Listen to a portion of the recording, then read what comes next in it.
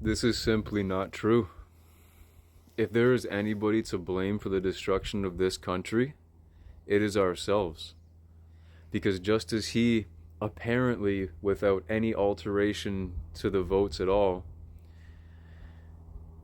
he's now the prime minister who people voted for, which is to say that it is our responsibility for having put him into office. If there is anybody to blame for the destruction of Canada, it is us, because we continue to allow ourselves to succumb to the slavery of government, and to the slavery of tyranny, and to the slavery of not realizing our true nature, that we are infinitely expanding beings, that we are consciousness itself, that we are spirit, that we are limitless creatures, that we don't have to live like this. Because we have been so led astray, and because the conditioning runs so deeply, and people don't understand why it is the way that the world is, not because of the complexity of, okay, well, people have made this choice politically, and that impacted the world over here in this way, which impacted things over here this way, and that happened because of this. It all comes down to just two things: fear or love. There are only two choices: fear or love. And it is quite simple. If you want to search up Dr. Richard Hawkins, he breaks down consciousness and emotions on a scale.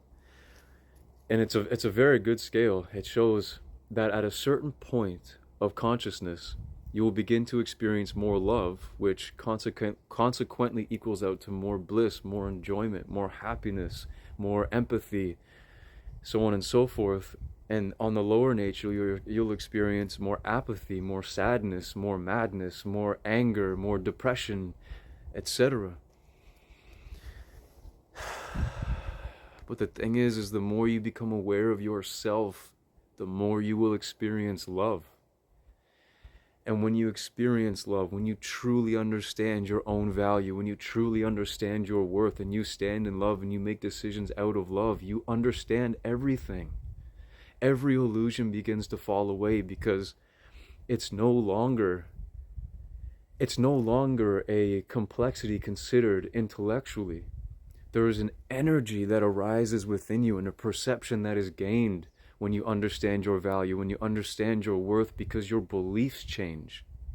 And when your beliefs change, your perception of reality changes. And it is within these beliefs that they have trapped us in survival, in this constant need to secure our survival. And that is exactly how cities, towns, whatever, that's exactly how our world is designed, is to keep you striving for survival, at least the average person, constantly striving for survival. But here's the thing, is even if you are making $1 more than you are able to cover your bills, even if you are in debt every single month, it is your decision to feel as though you are worthless. It is your decision to feel as though you can never change your circumstances. But this is the thing, so long as you feel that way, you will perceive reality that way, which is to say that you will never be able to find the solutions to get yourself out of that position, because all you see is that you are not worthy, that you are not good enough, that you are not capable. Carney hasn't destroyed Canada. Canada's been around for a lot longer than he's been alive. Guess what? It's the people who have sacrificed their freedom, their spirit, their inner awareness, their intuition, their true wisdom, that have destroyed this country. And we must take accountability for the fact that it is our fault. And it is our responsibility to become self-aware once again, and to use that self-awareness to propel ourselves to heights of consciousness that the world has never seen before. And it is only when we reach these higher states of consciousness, like I was saying with Dr. Richard Hawkins' scale, that you begin to see more clearly. Because when you are angry, you perceive the world as a place that pisses you off. When you're depressed, you perceive the world as a place that makes you depressed. But when you're happy, you begin to see the beauty of life. You take a second and you appreciate the trees, and you appreciate the fact that the only reason I am here is because they are producing enough oxygen for me and everybody else to be able to breathe, man. and you begin to be thankful for the space that exists here that separates things so that we can experience a reality where we can actually move through it and touch things. Because if there was no space, everything would be collapsed into one point. You appreciate the water, and you appreciate the sun. You know what? I'm gonna take us down to the lake here and just show you our beautiful country, our beautiful world. Because this is the thing too, is so long as I identify as a Canadian, again, I'm still separating myself from other people. No, I'm not a Canadian, I'm an earthling. But even then, I don't even gotta say that I'm an earthling. Because if I say that I'm an earthling, well then I'm no longer a universal creature. Even though the earth is of the universe. Truly, I'm just spirit, man. I'm just a manifestation of whatever this is. I'm just a manifestation of consciousness, just like you are, just like everything else is.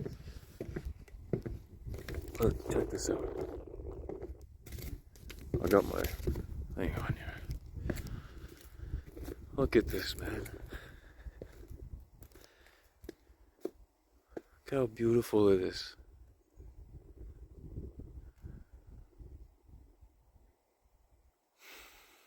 But you can't appreciate this stuff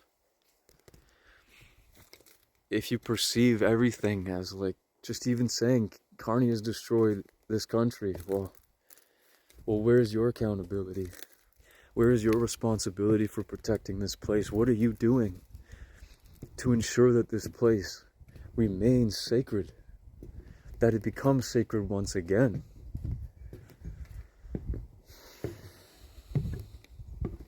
And this is what we're striving towards. This is why I make any videos at all, is to help people realize that life is a beautiful gift, that it is the greatest game to ever be played, and that every single one of us is capable of whatever it is that our hearts truly desire, of becoming anybody we want to be.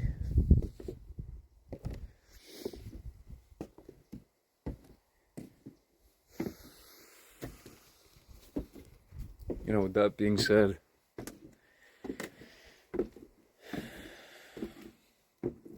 I hope you take on the responsibility required to create the change necessary. And that responsibility I'm referring to, of course, is to become aware of what you are, to become aware of who you truly are, to understand that you are worthy, to understand that you are lovable, to understand that you are good enough. And when that happens, for the world, the beauty we will experience. And I don't say that to say that you can't have individual beauty right now. I just mean that our world is going to look a lot different.